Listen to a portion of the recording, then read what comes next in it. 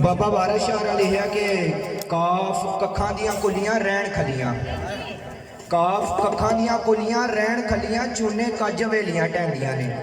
वकत औखड़े सौखड़े लंघ जाते, गल्लां याद सजना दियां रहिंदियां ने।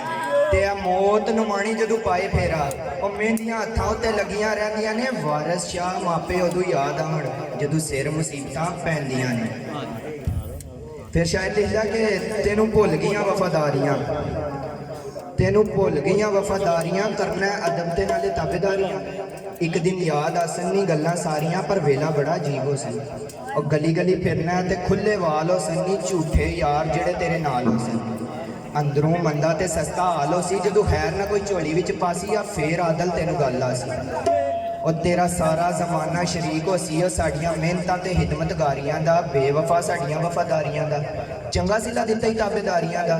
और बेरूही नाल भरे उनवान तेरे देन सजना, हुण भी तेनू बदनाम ना दे सज्जण पालटियां असीं हूब जाणने आ, जिथे दिल चाही आवाज़ मारी असीं अपना पराया हूब पहचानने। ते इक तू नहीं कसम खुदा दी, ताबेदार तेरे खानदान दे आ, होन देना ते रमीज साहब गल ही कोई नहीं, पक्के कोल ते मर्द मैदान दे आ। आंदा कोई जोड़ी सी टैरां दी, मेहनतां ते साडियां सन, गल बन गई गैरां दी। आंदा रात नेरी सी, असीं डर भी सकदे सी, असीं जो कहंदे सी ओ कर भी सकदे सी। ओ तू छड्डण लग्या इन्ना ना सोचिया, असां तां पागल सी, मर भी सकदे सी।